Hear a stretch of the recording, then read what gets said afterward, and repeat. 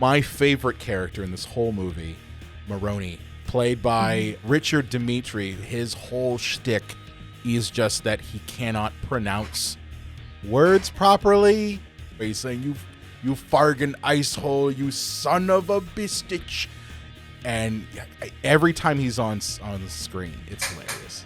It's very scene stealing. You're in on this joke when you say you fargin ice hole. Yeah. It's almost or like when you watch a movie that you know has cursing, but it's on network television. Yes. Welcome to the Cinema Psycho Show, the madhouse for film freaks and film fans of all types. I'm your host, Brian Coddington, and I'm not joined by my co-host, John Woolscroft, today. It is just me and a very, very awesome guest co-host.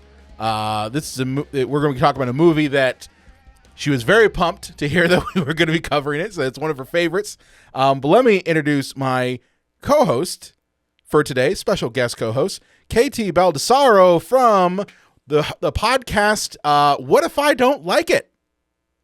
Among her also TikTok and Instagram account, Movie Runtime. How's it going, KT? It's going really well. This is a movie that, like, if I didn't get on here to do it, and I may well still do it on my own podcast, this is a movie that is rife for, you probably didn't see it, and you might think you won't like it. I can see that. This was one that, and we haven't even talked about what the movie is we're going to cover, but this particular movie was one that I have a lot of fond memories of, and it was very fun to rewatch. But KT, what movie are we going to be covering today?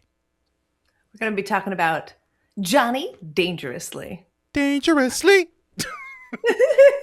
The fact there was a whole song written and performed in this movie is bonkers. It is, but also, like, I did not know that Mary Lou Henner. I always want to say Renton. Don't dive directly into it. When I was writing, I did write some notes. I told you I didn't take any notes. I was writing that down because I knew I was going to fuck that up. But yes, no. But Mary Lou Henner of Taxi fame. And we also have Danny DeVito of Taxi fame. Yes. In there as well. I didn't know that she had such an accomplished Broadway singing voice, and boy does she. It makes total sense to have her sing. And for as stupid as that song is, she does a pretty good job of singing it. That song is. You didn't like the song? Is that what you're saying? You didn't care for it? I mean, it's hard because I think if we dive right into it, the stuff with those characters is probably the place where it is tonally the most inconsistent. The romance parts. Yes. So, is it supposed to be doofy, funny, obtuse humor, or is it supposed to be sincere? And when you flip hard between those two, it's not the greatest. No, it's not the greatest. But before we get into our review, I do have to do a little bit of housekeeping. If you have watched this podcast before, or if you've listened to it and you haven't done so already, please do me a favor and follow the podcast wherever you get your podcasts. You go to cinemapsychoshow.com/follow, and you can follow us on your favorite podcast app of choice. And of course, if you are watching us here on YouTube, hey, thank you so much for doing that. Do me a favor, hit the like button, hit the little bell, hit the subscribe button, and let me know down in the comments, what did you think of Johnny Dangerously? So with that out of the way, do you want to get into the little synopsis that I can do in my movie theater voice? Would that be fun? Please do. Okay, so I found this one off of IMDb, and I'm going to do it in my movie theater voice. It's one of those things that I really love IMDb, one-line synopsis, because they either nail the movie completely or they completely miss the fucking mark. Okay? So this one is, and I'm doing my movie theater voice. Set in the 1930s, an honest, good-hearted man is forced to turn to a life of crime to finance his neurotic mother's skyrocketing medical bills. KT, what do you think? Do you think that hits? See, I recently taught a workshop with two other people about putting together your pitch when you're trying to get a film shot or anything like that.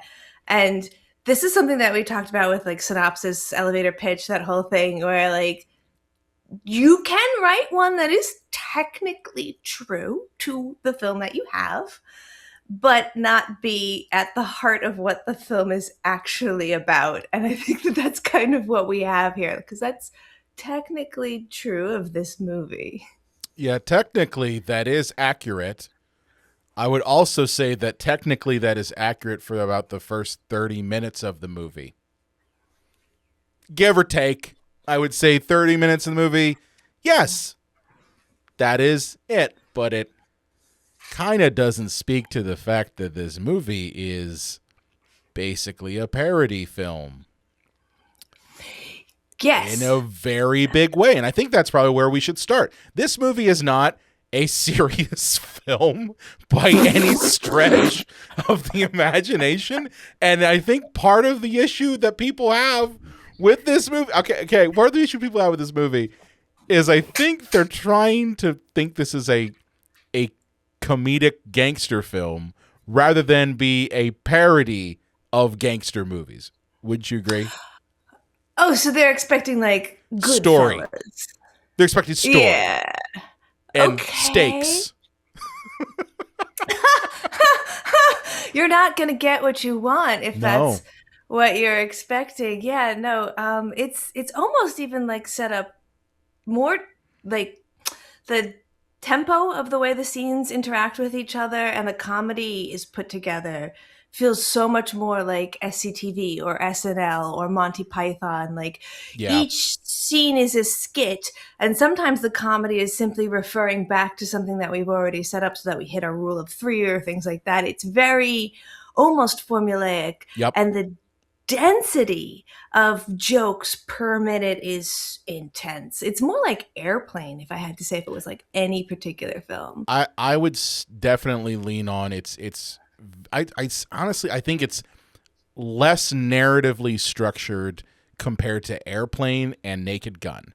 Like, you can look at both of those, Zucker Brothers movies, and they absolutely have some sort of narrative thread, even if it's subtle.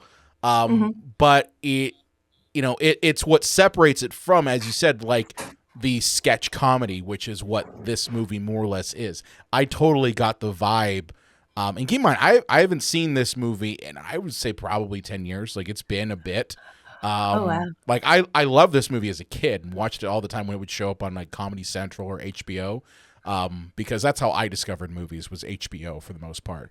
But you're like, yeah, HBO, that's the shit, man. HBO. I'm going to lie down and fly through the H at the beginning, and then we're going to watch a great movie. You're going to get a good movie when you've got an awesome set like that and the HBO Starship opener. But the point is just that Johnny Dangerously does feel like sketch comedy. It does feel like it's broken up skits, and we're just, for an hour and a half, they're broken up skits with the same characters that we've got to see each and every one. But yeah, I think people were expecting something that was more akin to Airplane and Naked Gun, and they didn't get it. Which is fun. And Airplane is also a parody film of another movie. So that kind of also jibes for it's a parody film of a lot of the disaster films of the late 70s. But yeah, I mean, like I look at it as it's the same thing with like Poseidon Adventure and Towering Inferno, these kind of disaster films, but it's inside of an airplane. But when was the first time you saw this movie? Did you see it as a as a kid like I did at HBO, or when did you discover it? I actually saw this because it's my husband's one of his favorite films. Him and his best friend really love this movie. So I didn't see this until I was like in my mid-20s. I did not watch this as a kid. Wow. Just didn't know about it. I mean, I'm wondering, I'm not sure what Michael Keaton had did just before this, and if it had been was it a slew of serious things? No. So this movie was the follow-up to Mr. Mom. So he had done Mr. Mom because at the time this movie came out, Michael Keaton was not known for serious things. This was right at the height of his comedic run, where he had done Mr. Mom. He had done I don't know what the other movie is that he also did with Like Gung Ho? Well, this Gung Ho was right after this. Okay. So he hadn't yet. Yeah, Gung Ho's great, but he hadn't done. I think The Right Stuff is the other movie he had done. So then I don't want to blame the victim, but I feel like that's on you, audience, if you thought this was a serious gangster movie. Did you not look at the cast? Well, I don't think they necessarily thought it was a serious gangster movie. I think they thought they were getting something that was a bit more coherent and a bit that had more of a narrative structure than this one, where this one does kind of meander and go all over the place. Like in one moment, you're dealing with, Danny Verman saying, my mother kicked me in the balls once, to, a PSA about don't have sex or your balls are going to explode. So, I mean, it's all over the fucking place. That scene, Which always one? forget. The balls, the PSA balls. Oh, that one's great. Yeah. It's great. I always forget that is part of the movie. I guess it's like it just edits out for me. And when I was watching this time, I found out that the doctor who introduces the beginning of it is Amy Heckerling's husband, Neil Israel. Yeah, Neil Israel, who worked on like Real Genius and a lot of other other comedy writer as well. Yeah. But like, that guy kind of looked familiar. And yep. That's what that the other thing about. too is to note this movie was PG-13 and had an animated ding-a-ling little dick and balls.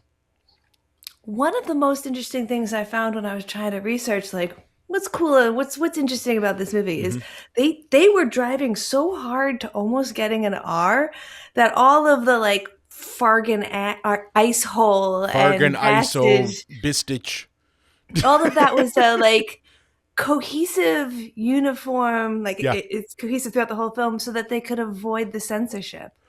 Well, it's interesting to note, like this came out in 1984 and the PG-13 rating was still really, really new.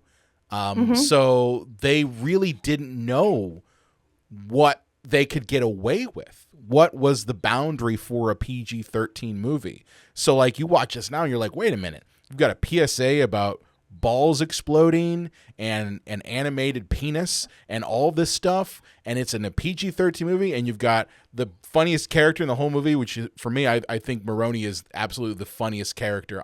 Even when I was rewatching, I cracked up, saying fargin ice hole, and yeah, it's because this movie was testing the barrier. I mean, it even has an actor named Dick Buttkiss.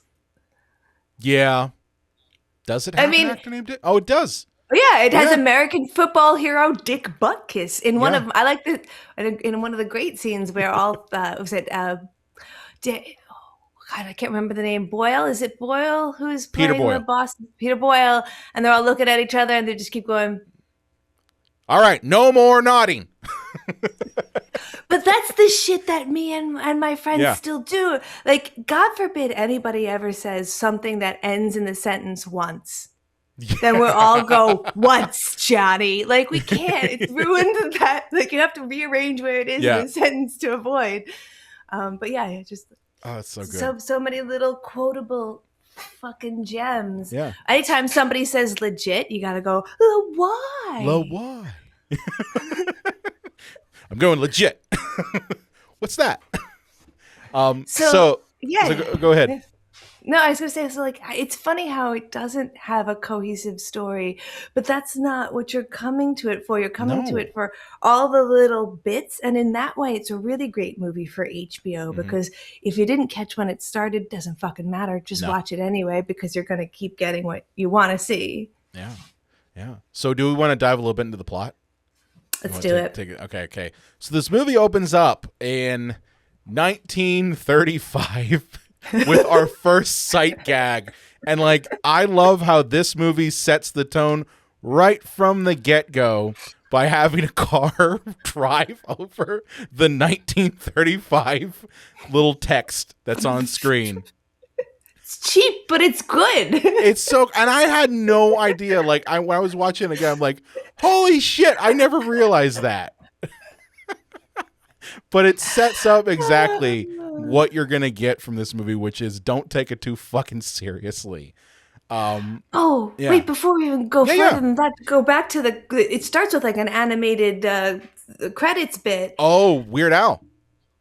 I have never seen it with that. I'd only ever seen an old VHS copy. So when we got the way I watched it, they had restored it on because there's only the VHS they had taken copies. They'd taken it out when they did the VHS release of it for some bizarro reason, and I still don't know why.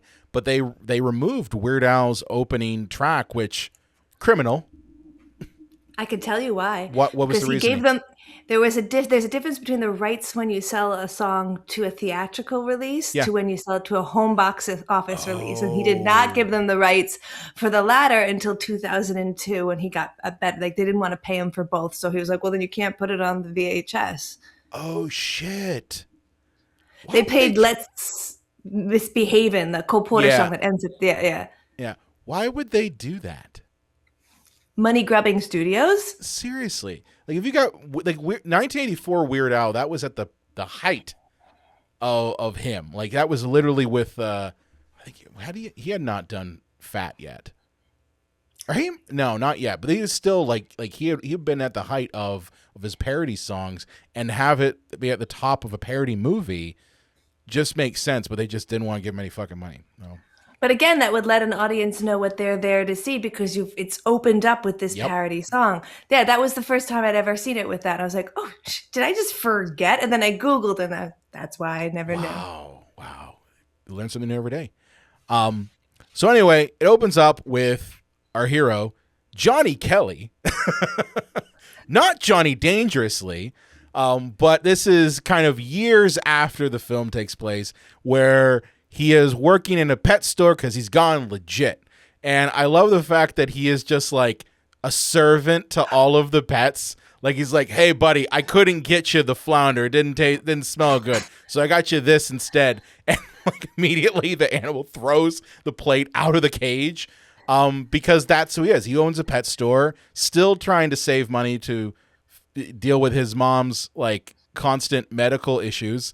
Did you catch that he actually told her on the phone, like, well, if you stop drinking, it'll go away? So, yeah, it kind of sets the stage, but he ultimately finds that someone is trying to steal one of his animals out of the pet store, which leads him to going through his life and talking about how a life of crime doesn't really pay. Maybe, because it kind of does. This makes this one of the very few movies, and the only other one I can think of off the top of my head is Daredevil. But I'm going to tell you why Johnny Dangerously is like the film Daredevil starring Ben Affleck. It's one of those movies where the majority of the movie actually happens in a flashback. Oh, yeah. Yeah, you're kind of right there. Majority of Daredevil does happen in a flashback. I haven't seen until like the last 20 minutes when it comes back to the first scene, which is kind of what happens in this movie. Yeah. Don't watch Daredevil. Kids, don't do it. Watch it if you just are like, hey, I'm bored and I have nothing else better to do. And I've never seen the movie Daredevil with Ben Affleck and Jennifer Gardner. And if you really want to know, like, how did their relationship start? Well, watch that because that's how it worked. But anyway, it leads into a flashback where we see Johnny as a kid on a corner who's throwing newspapers with literally like a baseball pitcher's arm. I love, and the density of jokes is so bad. Yes, this starts with that like pretending. I forget what the blank code that stated that all immigrants needed to be on this street for like 16 hours a day. Well, it opens up with like old timey black and white footage, and it totally plays with that and says like, oh yes, because there was this law, all the immigrants had to wear hats and walk around, which is why all old-timey footage looks like that. Yeah, because they're making a point of how joke like, oh, every period piece starts with everyone in the world on the fucking street. Yes, yep. But Johnny Kelly is just kind of a paper boy who just delivers papers, and he gets into a fight with Danny Verman. After he talks to his mother, who is 29 years old, Yeah. but looks like she's 70 or 60, 70. Believe the actress is probably closer to the latter. Probably. Yes. Yeah. So yes, she basically is a walking medical nightmare in the sense that she has all of these medical issues occur, and Johnny ultimately goes to work for the Jocko Dundee gang to try to pay for these medical emergencies that she keeps having. Like, he's like, oh, I have a thyroid issue that happens, so okay, I gotta go get $500 to pay for a thyroid issue. And it's all like it's playing off of that constant thing we see in gangster movies where the person doesn't want to go into the life of crime, they get pulled into it, right? Even though his dad was a criminal as well. Yeah, we always forget that part. It's like, Tommy, you're gonna be a lawyer. God knows your dad would have needed one. Exactly. Yeah, and Tommy, his younger brother, is studying to become a lawyer. well, he's studying everything at this point. He's gonna go to school and he's gonna learn the law. And yes, he eventually is gonna become a lawyer. Which is another gangster trope that, like, the gangster isn't just there. He's like, oh, there's always a younger brother that needs to have a better life. That's right. He's going to suffer to have the bad life, even though it's full of, like, money and women and power. But you're going to do better than me, right? Because Keep you out of a life of crime. well, it points to a later scene, which I find hilarious, which is when he's got Tommy in his office and he's surrounded by, like, scantily clad women. And he's just like, you think I want this? This is horrible. This is a bad habit. I was like, what? But anyway, Johnny's, like, first mission is to go to the Club 21, or what I think they fucked up and didn't have a script supervisor on set that day, because they said Club 21, but he ends up at Club Maroney. So it's like, did you notice that? No, I didn't. Oh, yeah. Because Peter Boyle says, come meet me at Club 21, and then we cut to the scene, and it says Club Maroney outside. Yeah, he fucked up. Emmer Heckerling fucked up on that day. But... You know, there's so many people making so many different signs for jokes in the background that one just got messed up. They really are. They really did. So while there, we do have, yes, the whole nodding scene that occurs, which is hilarious. And we get introduced to, again, my favorite character in this whole movie.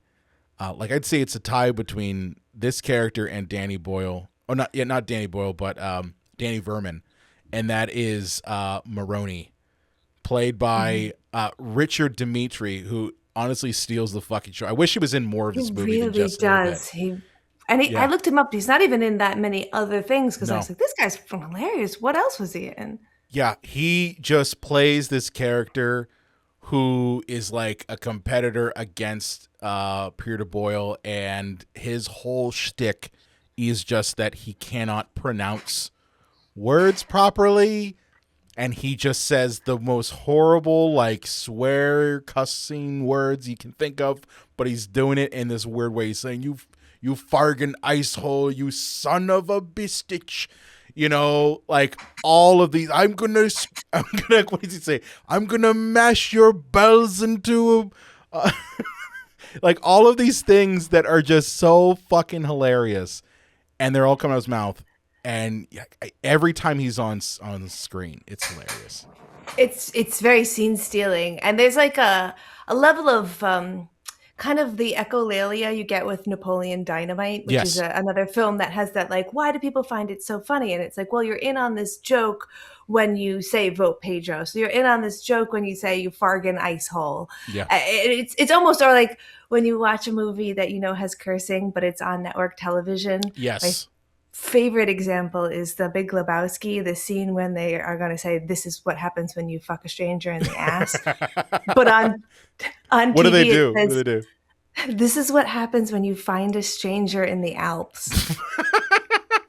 I actually have a t-shirt with that written on it and a picture of the Alps.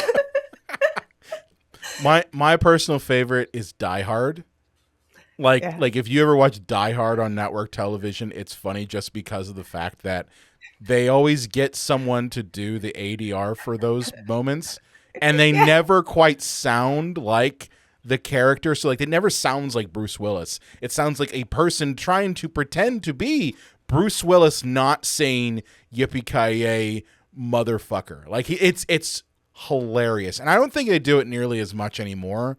It also might be that I don't watch movies on network television anymore, so that might be part of it. But I remember just, as a kid and even in high school, like watching movies like that and just being like, why the fuck would they pick that word out of all of them? Like I remember watching Scream, and instead of fuck you, it was forget you. That was always the one. Forget you. It's like, what? Yeah. I mean, it's and then it becomes more fun to say the other thing. Like there was that gum commercial where it's like, you lint licker. Like, oh, that's actually, it's not a curse, but it's very fun to say. And if I say it like a curse, is it Oh, words are fun. Words are fun. Words are fun. And that's really at this character. This actor did a fantastic job. And his consistency with that dialogue is noteworthy because it is not a patois. It's not an existing way that gangsters spoke. It's this guy. Yeah. And like they're totally pulling from like I looked at, they were pulling from like The Godfather and especially Godfather Part 2, where you do have Italian gangsters who are talking that way in with a different dialect and that sort of thing. So they're totally pulling from that trope, but just like saying, how can we make it funny and ridiculous and over the top? And that's where I think really this movie does well, is it takes kind of an element that we've seen in other films and just says, how do we take it to an 11? And sometimes it lands and sometimes it doesn't. I think it lands almost all the time. But I know some people, like when we get to our review section, some people didn't get it. They didn't fucking get it. But no, it's not my fault that they're fargin assholes. Isn't it? Yeah. When that guy comes out later as a robot. And oh my god.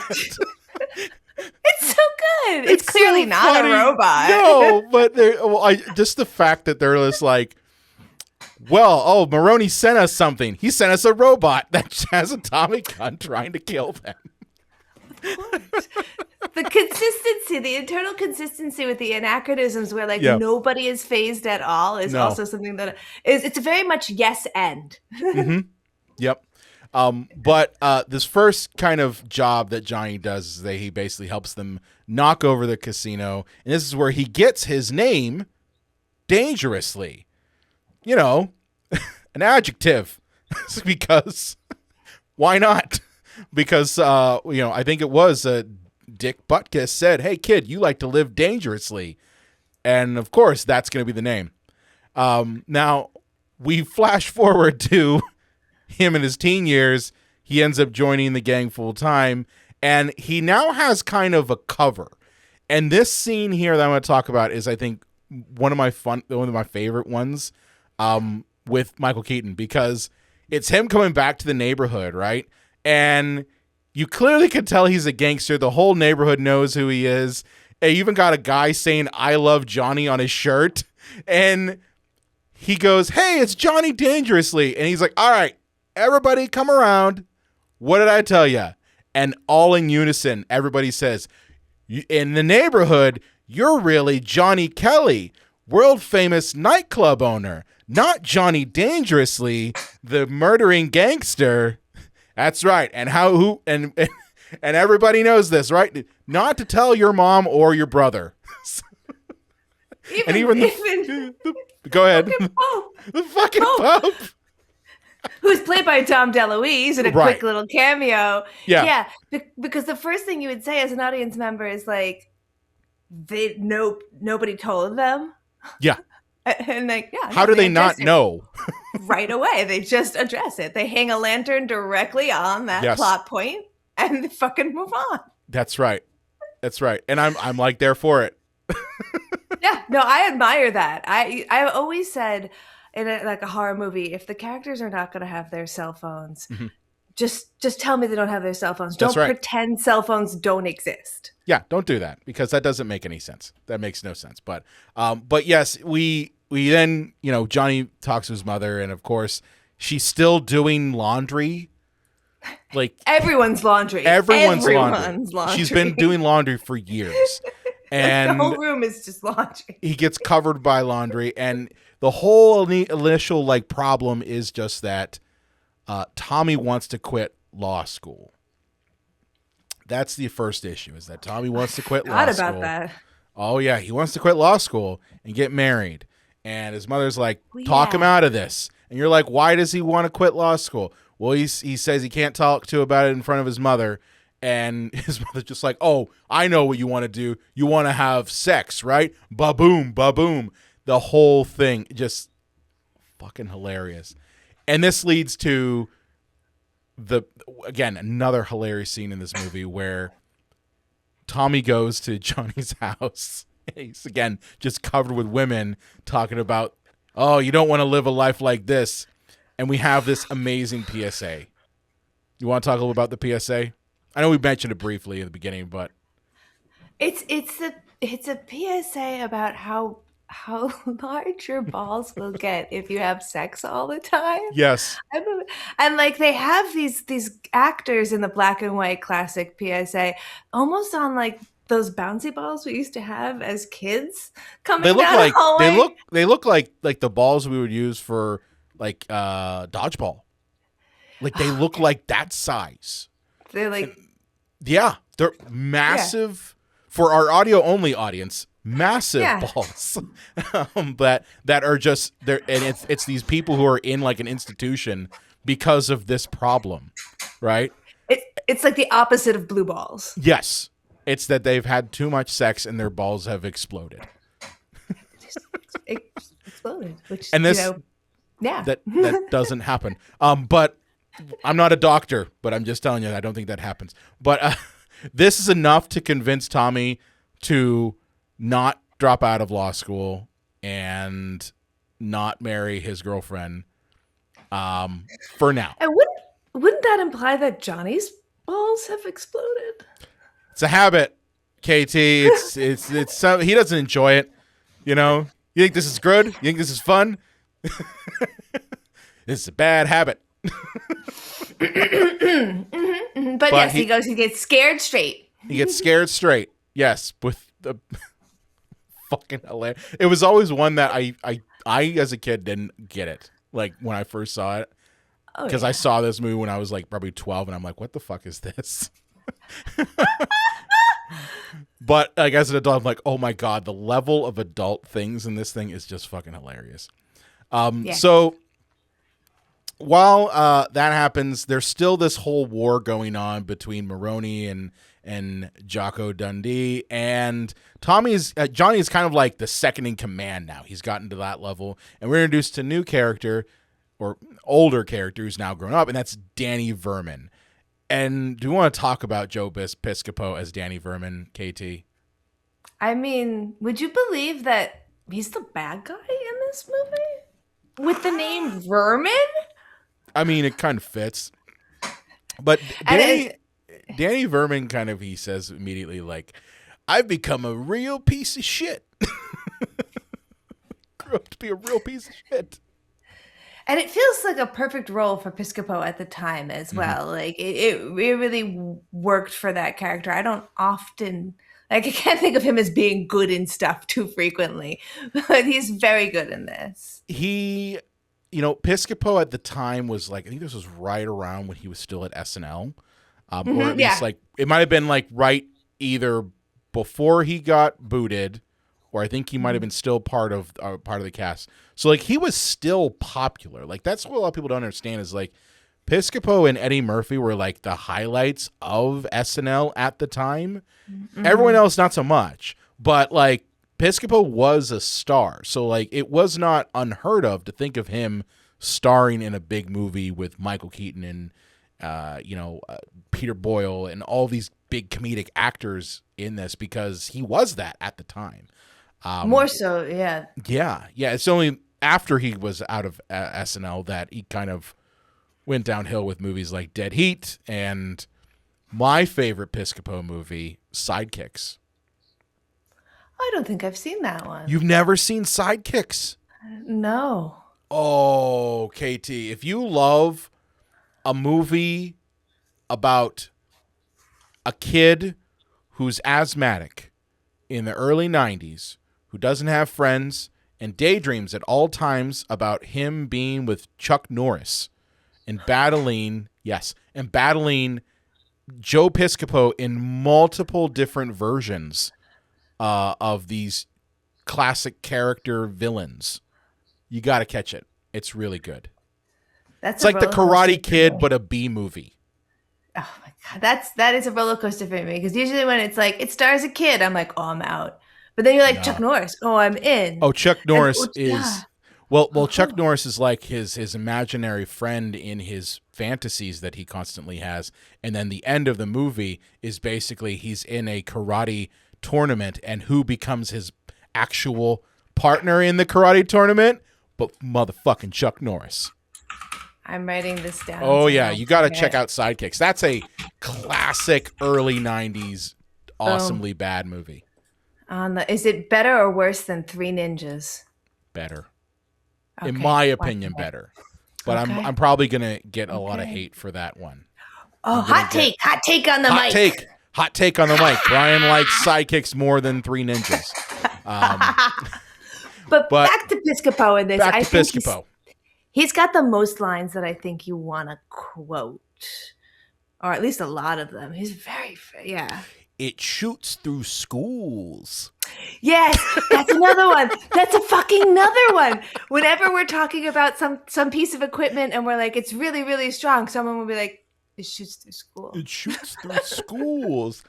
That one I don't think has really aged well at all. Like, just saying. Don't think that one's aged. But that's really dark. That's the kind of like humor where I'm just like, oh man, it's kind of funny though. I mean, there's a lot of dark things in this, like in this movie. And honestly, like I think early 80s comedies really did hit the dark elements as much as they could. I don't know if that's just because like at the time SNL was going on, they were using the darker stuff. Like in the early 80s, it was the dark SNL. So I think that kind of translated a little bit over to the movies like this. But yeah, he's got so many good lines. I mean, obviously there's the gag of, you know, my mother did this to me once, or my father, you know, you shouldn't shoot me, Johnny. My sister shot me once. Put me on a hook, Johnny. Like, you shouldn't hang me on a hook. Hung you on a hook before. His father did. You shouldn't hang me on a hook, Johnny. My father hung me on a hook once. And then that door moves. Oh, God. You start to think about it and you're like, so are all these people dead? Or like, what's the implication of once? Yeah. Apparently it's more than once. But yeah, so this mob war still kind of continues with now Danny Verman in the gang, and it you know escalates to Maroney sending a robot to kill everybody, and then it escalates to Johnny doing something quote unquote subtle by dropping a bomb from an airplane on Maroney's club and blowing him up. To, you know, that ultimately kind of getting to the point where, you know, Peter Boyle's character ends up getting blown up in a bathroom and he thinks that he's lost his dick. The scene where he's trying to get him to just look at what's in his hand. It's just the pull chain from the back of the toilet because it's one of those old-timey stand-up toilets. Yeah. I lost my dink or my doink. And he's like, no, you didn't lose your doink. And he's like, oh, you bald-headed beauty. That almost made me, that kind of reminded me of the scene in Moonstruck where Cage is screaming, I lost my hand. Johnny, I lost my hand. I lost my wife. Like that scene. Yep. Oh, yeah. Yeah. But this incident kind of causes Peter Boyle to say, hey, I'm done. I'm leaving leaving crime and give it all to Johnny. And now Johnny's in charge of everything. But unfortunately, while this is going on, Tommy's graduated law school, and now he wants to go fight crime, which absolutely puts him head to head against his brother. Because of course. Because that's where that was going. Yep. And he gets a job at the DA's office, and the DA is the Penguin, also known as Dan DeVito. Mr. DeVito, who I think it's very interesting how evil that particular character is, and the playing up on that, yep. DA Burr is the most corrupt DA, but he's so moronically corrupt. I didn't even catch this, but when you first get introduced to him, he's got women's legs under the desk. Did you catch that? There's so many so many things that I'm just how the fuck did you get that in there in a PG-13 movie? One that I noticed this time that I didn't before is he's holding a newspaper later on, and his own face is on the newspaper, but it's the picture of him from Taxi as his character from Taxi. Yep. When he dies, it's the character from Taxi. Yeah, in the newspapers. Which you're much well, you got to figure this movie was at the height of Taxi. And that was what Danny DeVito was really known for at the time. He wasn't known for the movies we know him for now. I did find it funny, the scene where he's sitting down with Johnny, and Johnny's about to get him killed. I'm just this is Batman and the Penguin sitting down. Yes, it is. We did not yet know. Yeah. and I'm just thinking to myself, I'm when they were on set for Batman Returns, were they joking about how they shot Johnny dangerously together? Probably. I think that was a fun set. I get the feeling that people enjoyed themselves while filming this. Yeah. I get that they were probably having a fun time with this, but it's just funny. I'm it's Batman and the Joker. Oh no, the Joker, but Penguin sitting down. You should do a cut between some of the scenes from this movie and some of the scenes from that movie, and see how we can make a more dramatic, short film. If I had spare time, I would do a fan cut, fan mashup of those. But yeah, so everything that Johnny tries to kind of get the DA to make his brother get off his case doesn't really come to fruition. It just kind of makes him more and more want to attack crime, to the point where, the DA tries to have Tommy killed because he's trying to help out Johnny. He's oh, I'll go kill, but it's because Danny Verman said, oh, go kill him. Yeah, he even tries to check to make sure it's okay, and gets the okay from Verman, thinking that he's speaking on behalf of Dangerously. Yeah. And there's that whole power play thing going on between the two of them. Although I think it's very interesting the way that they depicted the hierarchy for their gangster organization as being very bureaucratic, talking about things like healthcare, and it just, it was very interesting. How many hats do you have there? I have 150 hats. He's got 150 hats. I think you're doing well. Because we have a healthcare, dental plan, all of those things. Yeah. But so ultimately, because of the fact that DA tried to kill Tommy, Dangerously ultimately kills the DA with a smoking jacket that's red. Because Dangerously doesn't do anything subtly, right? Between the bombing of Maroney and now having a bull run through a restaurant to kill Danny DeVito. Which is ultimately just to make a joke reference to a Schlitz commercial at the time. Which is something I had to have explained to me the first time I saw it. That was a Schlitz commercial? That was an actual thing? That literal commercial where the guy puts on a red jacket and charges by a bull. That whole thing is just a parody of a Schlitz commercial. Yeah, the way they kill a main character. Wow. See, I looked at it as more or less a, kind of like when Looney Tunes would do something where it'd be oh, I'll give you red, and then a bull immediately shows up. That's the way I looked at it. I had no idea it was a Schlitz commercial. Which is a very similar thing to do in SNL. You like have this skit, you Yep. need to end it. Let's end it by parodying a commercial that is at the time. Yeah. Yep. Ultimately, everything kind of comes ahead for Johnny because, he goes to his brother's wedding, who he finally gets to marry the girl that he was going to drop out of law school for. And he kind of grabs her, immediately finds like the nearest like maintenance closet to have sex in. And sure enough, outside is Danny Verman, who spills the beans that Johnny Dangerously is really Johnny Kelly, and that causes Tommy to stop everything he's doing, which I'm like, idiot. And like standing just outside the closet and is like, Johnny Dangerously. What? It's really Johnny Kelly. The DA like gives the most there's like super exposition between two characters that already fucking know this. Yep. So yeah, Tommy leaves his wife, and a maintenance worker comes in and is like seeing a half naked woman just sitting in the closet going, "Have mercy." It's funny. Oh, so goofy. Ultimately, this leads to Johnny's deciding he's going to go legit. He's going to give up his life because legit. That's right, legit.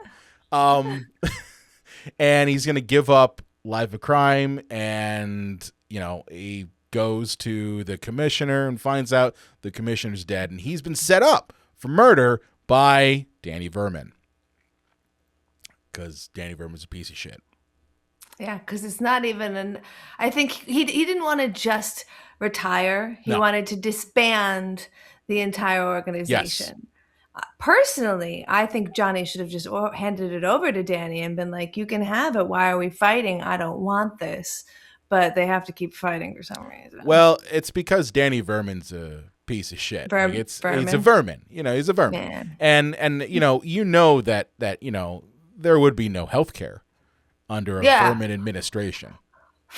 Well, do something at your next election, guy. I guess the next crime election, you can go ahead and elect someone else. That's how it works. So I love the fact that once Johnny is in jail, he's got like fancy like prison clothes. Like he's got a cravat and everything. I love the jail scenes. I think those are a lot of really great scenes there. A lot of quick comedy happening. The fact that like the warden is walking him through everything and he's like, "Hey, yeah, I'm just hanging out here." And he passes one death row inmate who's played by the jackass character from Happy Gilmore. The guy who says jackass. It's John Flattery. Or Joe Flattery, excuse me. Joe Flattery, yeah. Oh, fuck. I didn't even catch that. Yeah. Well, I love it because he stops in the middle of going to death row and going to the electric chair and says, "Hey, are we going to get on with this thing?" Yeah. Like, it's so fucking goofy. But that's this movie to a T. Yeah. It's so off the wall. So while this is going on, Tommy learns that Vermin is the one who actually did frame Johnny. So he kind of tries to work with Lil, because we forgot to mention about Lil's character, to get Johnny out of prison. While this is going on, Vermin is going to kill Tommy in a movie theater and is stopped ultimately by Johnny. Because of course. Yes, I think it's important that it's easy to skip over Lil because it feels like that was just jammed in so that there would be a female character, because it kind of was. It kind of was. Although I tried like crazy to see if there were any alternative versions of this script, if there were any alternative like drafts, alternative titles, alternative castings, and it was like straight down the middle. They just wrote this movie, they filmed this movie, these are the people they put in this movie. Yep. But one of my favorite scenes is when they're the grapevine to tell Johnny that his brother's going to get murdered at the Savoy. Telephone. Like the telephone line. That's another one that, no, I know this grapevine though. Yeah. That's a great scene. Sorry, it's a great scene. I mean, there's so many weird things in this movie. I mean, the The fact that the governor just pardons Johnny immediately after all of this is going on, like, yeah, you know, you did do a whole like 20 years of crime, but you know what? You're good.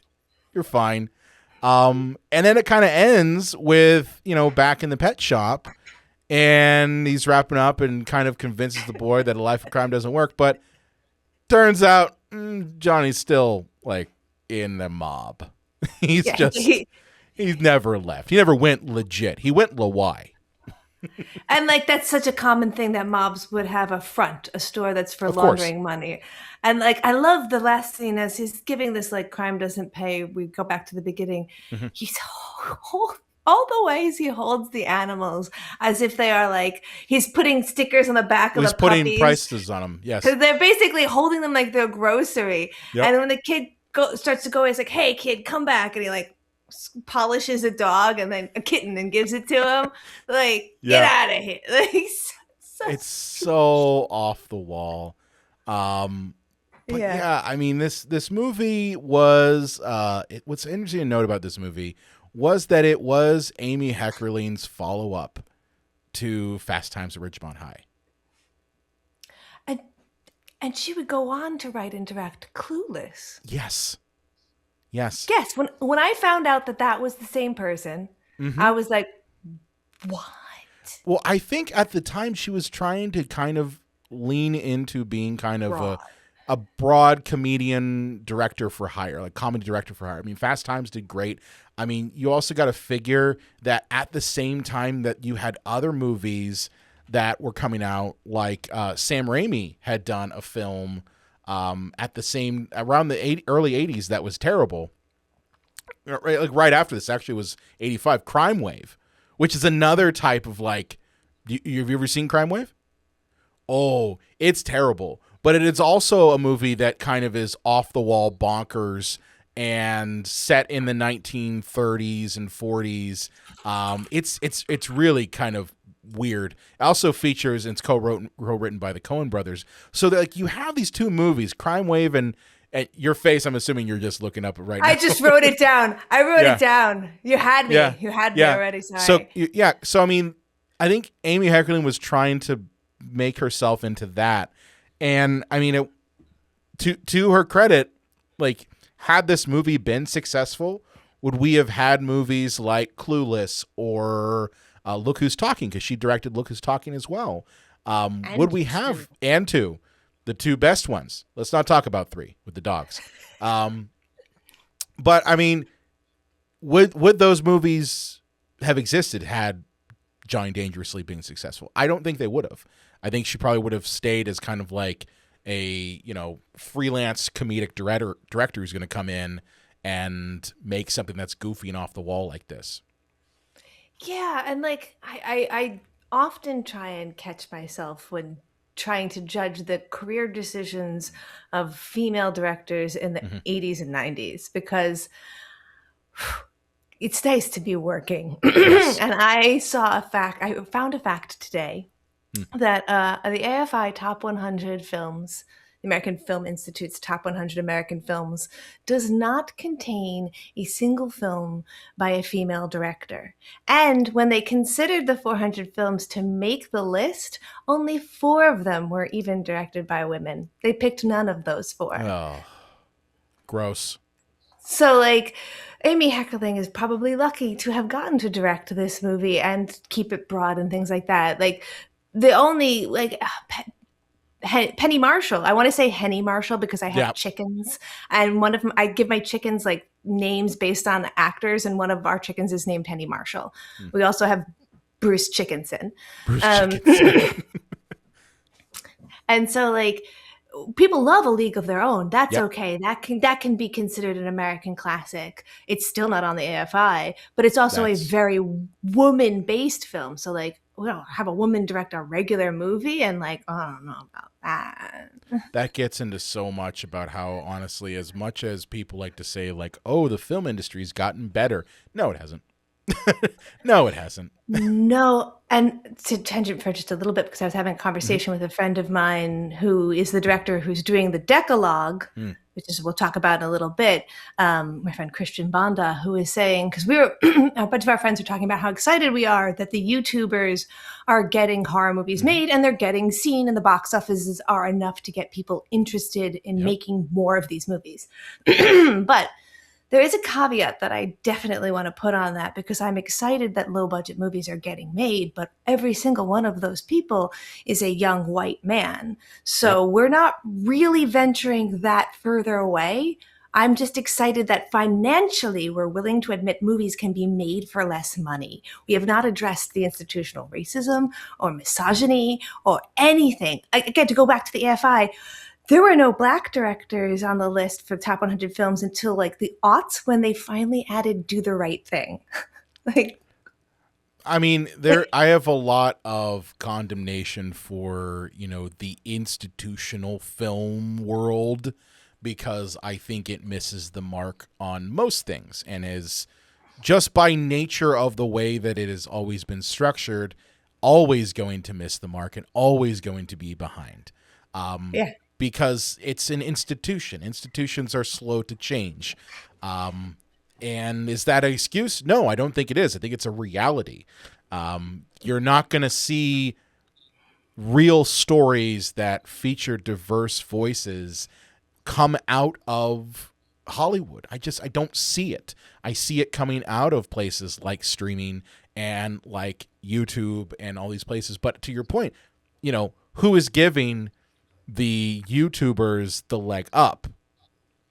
Who's giving them that deal to say, hey, yeah, you can make your Backrooms feature-length film. It's still the same people who have traditionally not really welcomed outside voices.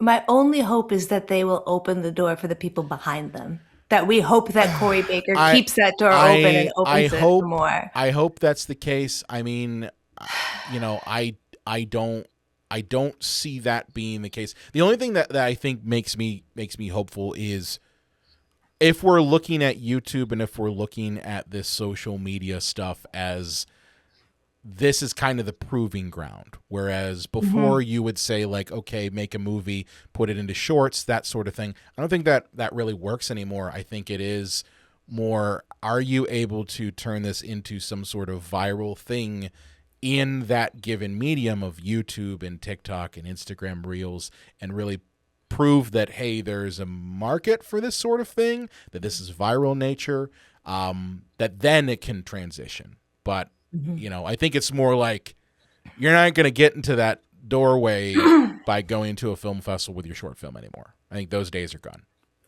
Oh God, not unless you're going to like the Berlin market one where like. Right, but how much money do you have to spend to do all exactly. Those things, right? That's when like micro budget films, you're like, oh, so 40 million then? Yeah, 40 million micro budget. One thing I did want to mention about Dangerously here, as we're wrapping up here before we get into $9 million budget on this, by the way. Yes, $9 million budget, and it did make it back. It made back $17.1 million. Like, a lot of people look at this movie and say, "Oh, it was a flop." I'm like, not really. It's hard because I think this is either the same year or maybe the year after Romancing the Stone, which is like a $10 million movie, but made like $115 million. So they are experiencing these little like pops where like small $10 million movies were making like 10 times back. But this is not the same caliber of that movie. The leads on that are much bigger too. So like, yeah. I mean, it also is, this movie was released in December of 1984. So I don't know if I necessarily would think that's the prime comedic time to do it. I mean, maybe it was different back in the mid 80s, but I don't view that as like when you would put out a comedic movie. Not really. No, not really. But are you ready to get to some reviews? Yes. Okay, so for the uninitiated, our review section is where I pull generally from Letterboxd or from you, the listener or viewer. If you want to have your reviews read on our podcast, you can do so by joining our newsletter. We have a newsletter that I try to get out when a new episode drops. And it's your opportunity to know exactly what is the next movie we're going to be covering, and you can get your reviews in. So you can let me know what you thought of the movie, and then we'll read them during this review section. But since I don't have any of those because no one has done that, I'm going to go to Letterboxd. So, you ready for review number 1? Yes. Okay, so review number 1 is, I don't know what this movie wanted to be, but thought it would be, but it was amazing. Yeah, I think this movie was trying to be exactly what it is, which is a sketch comedy. Yeah. I think about that gangsters. if you come into it with this kind of mindset of like broad comedy, I'm open to whatever kind of broad comedy, you will have this experience and be happy. Yeah. If you're not, I don't want to say like turn your brain off, but this is definitely a movie that like, don't think too hard about it. Don't look for plot or things to make sense. It's supposed to be goofy and off the wall. Now look for all the goofy bits and ladies' legs under desks and like hidden jokes and yeah. The level of sight gags in this movie is just bizarro, off the wall crazy. Yeah. All right, let's go to review number 2. What was the negative one? Was this funny in 1984? Not a single joke or gag worked for me. The closest was the repeated hitting of the newspaper man with papers. There were other jokes that I thought could be funny, but if they were executed better. Yeah, we didn't mention the newspaper gag. I was just before this came up, I was like, oh man, we didn't mention that newspaper guy. Yeah, because the newspaper part is such a big part of these like period piece New York things. Yep. And the first time he gets hit, he gets knocked blind, right? I think he gets knocked blind and then deaf. And then and then I think he hears everything, but he doesn't know who he is. Yep. And then it gets knocked to the point where he can see. It's all fixed again. Yeah. I can see and I can hear. But who am I? Yeah. It's like this again. It's. I think they do it in 3 bits. So it's like this reoccurring joke that they can kind of just throw back in. It's like when you're watching Monty Python and the guy goes, nope, too silly. And the sketch just ends and he pushes through. You're like, this is our transition. Our transition is this guy getting hit a bunch of fucking times. Comedy is so subjective. And I also find that this is probably a movie that has a like age floor. I would agree. Where if you're under a certain age, this just isn't going to be for you. I don't know what age that is, and I'd be curious to try and find out. I guess 25 would be my guess. But I would probably say 30. 30. Oh, I would say 30. I think that's the floor. It depends too on your handling of 80s films, because I even have friends in like who are my age who are like, oh, 80s movies are so period. I don't want to watch Bull Durham. It's so of the 80s. And I was like, Bull Durham is a fucking classic movie. I would say shut your mouth. I would say shut the fuck on. You shut the fuck up. But like, I definitely we're know not friends anymore, friend. People for whom that is just like a period in time they don't like any movies from. I mean, I look at it as there is a real thing where I don't want to sound like an old person. I'm going to sound like an old person for a minute, but I'm sorry. Like younger people, for whatever reason, I don't think they care to be exposed to older films like this. Like, I don't know what it is, but like I swallowed up every piece of media, movie, TV shows. I didn't care when I was a kid. Like, I didn't care if it was something from the 70s or the 80s or anything like that. I just wanted to watch it. And maybe it was because of the fact that we didn't have, our phones that had a constant stream of influencers peddling stuff, or we had, that our entertainment was literally the TV. Like, that was it. That was what you had. Either that or you went to the theater. But I've noticed that even when I've talked to like students that I've taught, motion graphics classes, things like that, and I've brought up like references to these movies, they're like, what is that? Forget it. You cannot make a Hudson Hawk reference nowadays. No one gets you. You can't even make an Encino Man reference. I did that one time. Like, oh, like from the movie Encino Man, where he's a caveman and he's, and he's a Valley guy. What's that? Like, really? Brendan Fraser? Caveman? What is that? That is frustrating. It is very frustrating. I do want to stress for that audience, like you want this fast-paced TikTok viral energy that is in this film. This film paces its joke 100%. like a 60-second TikTok, and each scene goes to the next scene. So if you don't like what you're watching, go to the next scene. But also, I think that there's a tendency for certain comedies to get treated like horror movies, where it is you get a certain amount of cachet to say, that wasn't a scare. I wasn't scared once. And to say I didn't laugh once at a comedy movie feels exactly the same way. Like, tell me more about what actually didn't work for you than to just say it wasn't funny. I would say then, like, what do you consider funny then? What is it that you consider funny? What do you find hilarious? Because clearly having these heavy comedic hitters in one film from 1984 clearly isn't it. But all right, let's get to review number 3. Okay, this is another negative one. About 5 minutes in, I started to wonder if I was going to enjoy this even a little. A movie filled with rapid-fire jokes, and 2 of them were funny. I'm not sure if it was the delivery or what, but I just didn't laugh at most of it. Sucks, too, because Weird Al, of all people, opened this thing up. I saw this film clipped together in some Putting on the Ritz taco music video back when I was like 10. I thought Keaton was some classy, funny dude from the vibes it gave, and while that actually kind of holds up, it just sucks that getting older, seeing these things, and having that veil torn away. Peter Boyle is incredibly handsome in this. What an incredibly specific reason to give a movie 1 star. Yeah.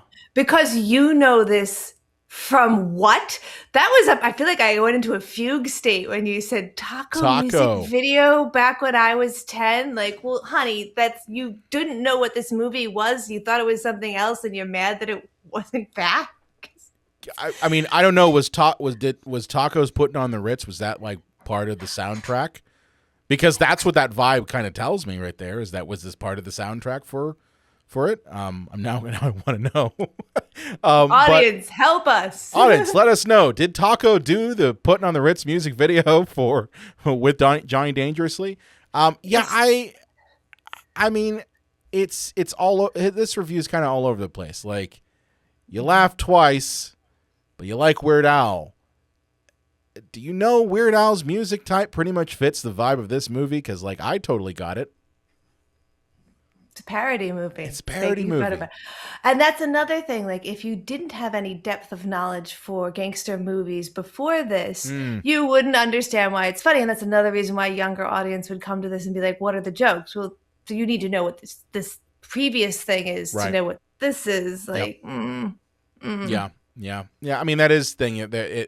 Having that base grounding knowledge of that media does help inform the parody, and if it's not there, it won't work. But I think that might have been just a misjudgment on what people were into at the time this movie was being made, because he didn't have that problem with Airplane because it still was fresh that there was this oversaturation of disaster films to kind of play off of. Naked Gun had the benefit of having the series Police Squad in the beginning, so people knew what the hell that was, so that when it transitioned into a movie, it was like, oh, I get it.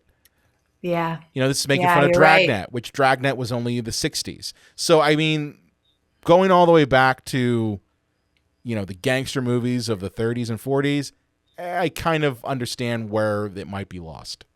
This reminds me a little bit of the Dragnet movie with Aykroyd and yep, that was 80. Hanks. I think that was 87. Yeah.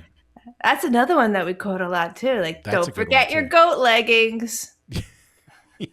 Yeah. What was it? The Virgin Molly or something like that. They kept referring to her as the Virgin in this. It's such a good movie. Yes. Okay. All right. Yeah. Let's get to our final review of the episode. Hold on. Peter Boyle was very handsome in this. Is something we're just going to slide right over. Like, I mean, we could talk a little bit more about that. I mean, Peter Boyle's a great actor, but I would never put him in the categories of, like, he plays Frankenstein. He does. Yeah, I mean, he did. He did play. He was a good-looking Frankenstein. You know, I think there's a lot of very specific things in this. That's kind of like he really buried the lead in that one. Yeah. You're like, wait a minute, you're just gonna say like, I hate this movie, but I really love looking at Peter Boyle. But did you know that I have a thing for this guy? I really fucking love Peter Boyle. He haunts my dreams. I mean, good for you. Good for you. I don't judge anyone's vibe. I don't want to. Yeah. You know what? Just be careful though, because your balls might swell up and explode. Yeah. Just saying. Just saying. Okay. All right. Let's go to our last review of the episode here. In this one, I would like to direct this to the distinguished members of the panel. You lousy corksuckers. You have violated my fargin rights. This bitch country was founded so that liberties of common patriotic citizens like me could not be taken away by a bunch of fargin iceholes like yourself. Roman Maroney. The best part about this movie is the abstinence PSA about having enlarged scrotum syndrome and Danny DeVito. Everything else was kind of a slog to get through. Some gags get a chuckle, but I think the film becomes quite annoying after a while. Annoying? Really? Oh. All right. I mean, this is another one where it's hot and cold. Like, you just quoted a huge line from the movie. Then you listed another scene and another. Like, you just put like a lot of good stuff. But yeah, I mean, I again think it is so funny that whenever you're talking about a comedy, people want to quantify it by number of times that they laughed. I don't think that's fair. I don't think that's fair. Yeah, and I think that especially because like not all comedy evokes a physical laugh from you. Sometimes I get really excited from like, oh, that was a really witty joke. The way that they set that up, like, oh, I see what you fucking did there. It's not gonna get a full like laugh out loud from me. I'm not gonna tear down, but like this idea that a movie has to T to B bring you to this climax is like a lot. I look at it as the difference between like two comedic movies that I love, but I honestly like gave me very different reactions. So I saw Borat in theaters when it first came out. And that was a moment which I still remember. I've never laughed harder at any movie. Like it literally was a point where I was like coughing because of how fucking funny it was. But at the same token, I love the movie Cable Guy. And I'm not necessarily laughing as hard, but I still find comedic weight in the performances. So you can there's a spectrum, but it doesn't mean that it's a spectrum of this movie's good or bad. It's a spectrum of what level of comedy is it hitting you internally. And like, you're going to have moments where like, you know, a Borat is going to make you literally fall on the floor laughing your ass off.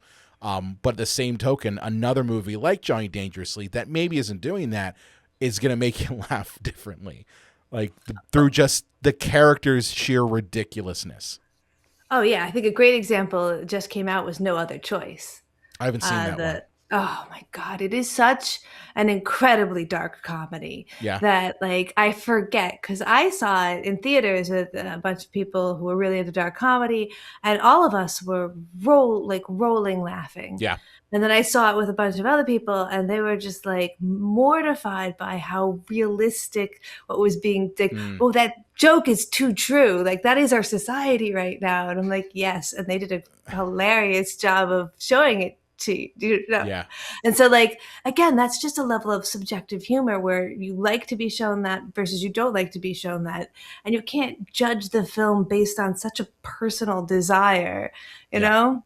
I mean, I watched Good Luck Have Fun Don't Die recently. Again, another dark comedy that speaks to a lot of what's currently happening, but it's fucking hilarious. Like there are moments in the movie that I was cracking up. You again ask yourself, like, should I laugh at this? But I mean, that's the spectrum of comedy. It is. Yeah, yeah. Versus a thing like Borat, which lets you know the whole time Oh, yeah. everything is for you to laugh at. That's all that Yes. this is. Yes. Everything. Yeah. So, with that said, tell me a bit, KT, about what's going on in your neck of the woods. Got any new projects you're working on? Yes, yeah, I do have a couple of little things going on. If you've been following me on my social media stuff, which is at Movie Runtime on every platform that is, except for Twitter, because forget that, you will notice that after the film festival, the East Hampton Film Festival, which is something that I helped run this year, which was fantastic. We had like so many films.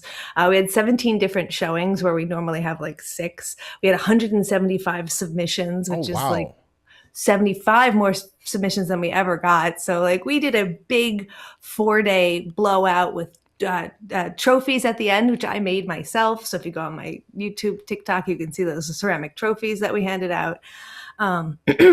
After that, I kind of gone dark. I haven't really been posting, although I posted about my episodes for What If I Don't Like It, which is the podcast that we were mentioning earlier, where I get artists who are in the film industry to watch a movie that they haven't seen, but think that they will hate without having actually seen it. And then I make them see it, and we talk about whether their predisposition was actually accurate or whether this was something that surprisingly was actually for them. And that's because I'm working on an animation. I have reached that point where, like, I don't know, do you do any sports? No, never Okay. have. I mean, I did baseball when I was a kid. I hated it. Okay. I fence, and my husband's a fencer, and there's this like thing when you teach a sport or when you ref a sport where you're like on the edge. And after a while of watching enough people get to fence and you being helping people fence or talking about people fence, you really, really gotta fence. Oh yeah, And no, that's it's an itch. That's what it is. I did that when I was working. When I was working as the editor for the 40-hour film project years ago, and then on top of that, like I had taken kind of like really haven't made any movies in a while, and I'm like, man, I really want to go make a movie. So I explored the possibility of like, could I do my own team? And I'm like, no, I don't think I'm going to do a team, but I'm going to join a couple teams.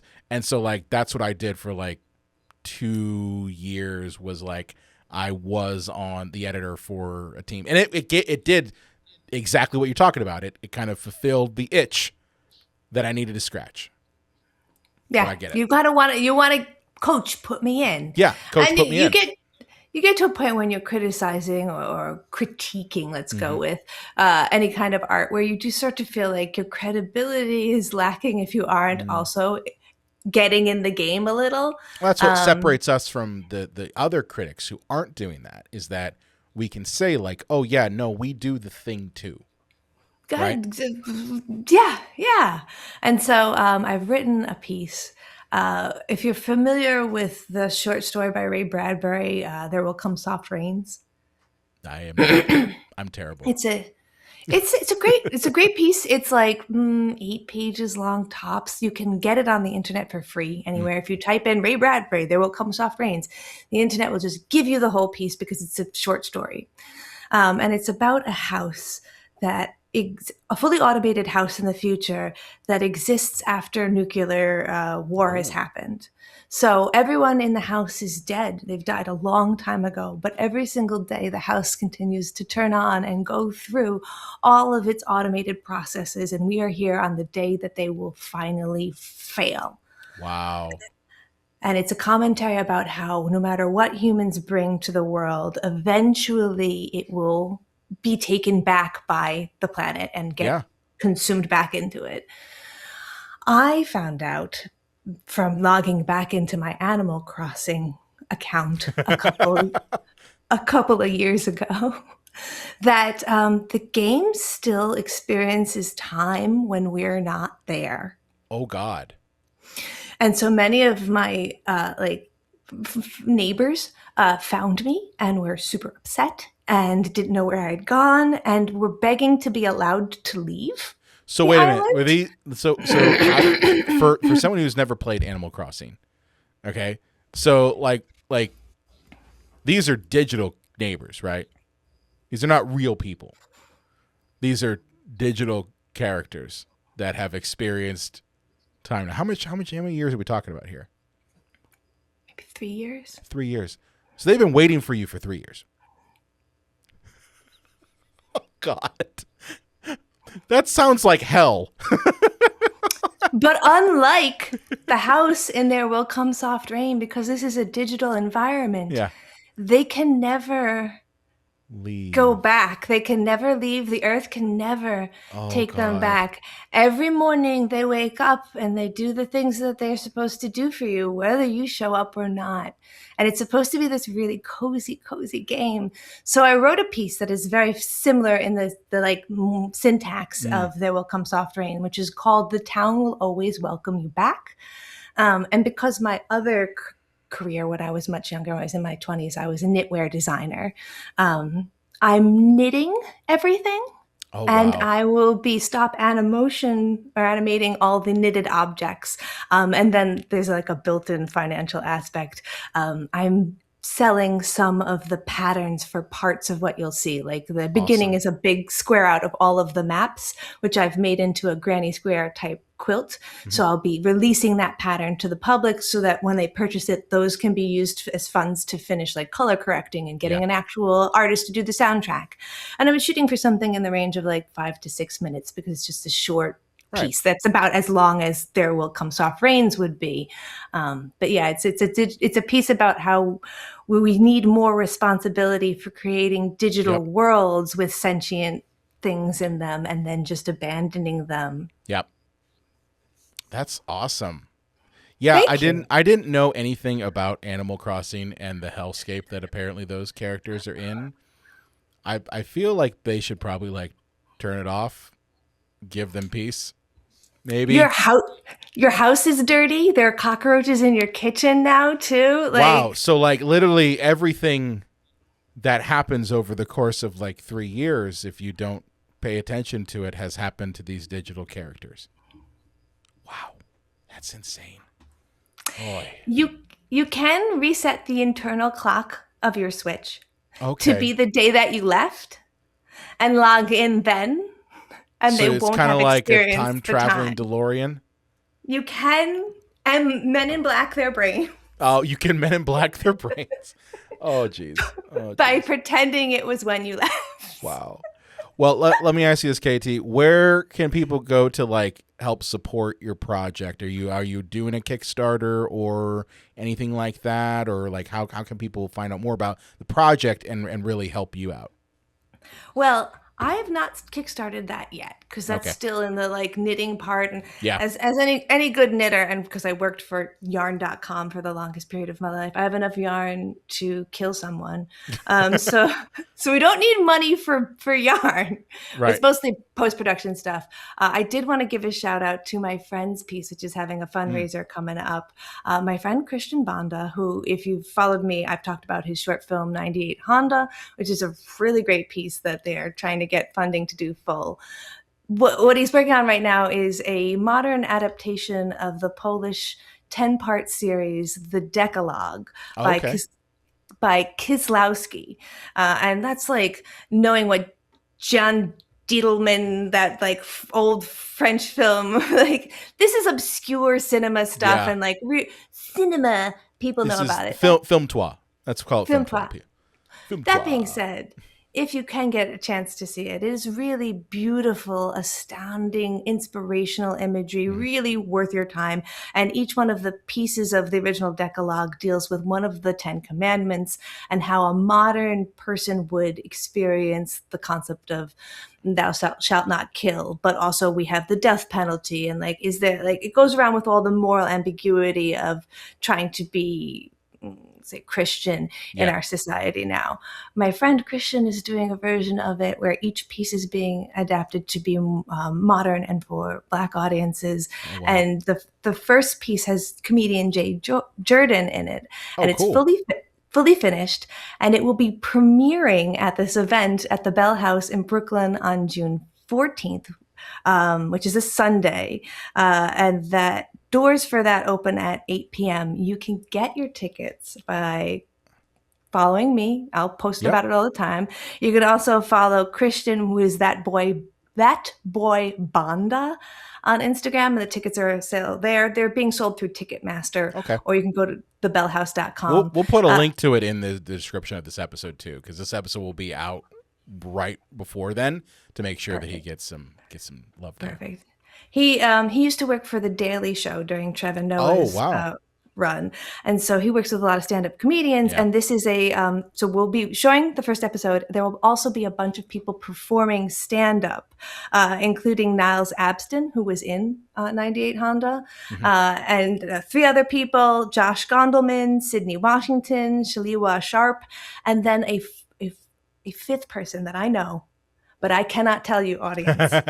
I cannot tell you because they are that fucking cool. Like, there's gonna be a 5th stand-up comedian That's gonna blow your socks off. that you really should come see this, and the tickets are not too expensive. I think they're like $25. Oh, and that's again, all the not bad at all. all the That's proceeds are nothing. going back to try and finish the rest of this movie, which is fully written. Like, and Yeah. they have comedians who've helped write each individual. A different comedian works with Christian to write each individual piece. It's just going to be so damn cool. So if you're in Brooklyn, and you have nothing else, you have your time, please come join us. Yeah, Awesome. I'll be there. Awesome. You'll be there. Speaking of which, where can people find more information about you, follow you, and do all of the stalking things on your social media? All the stalking things.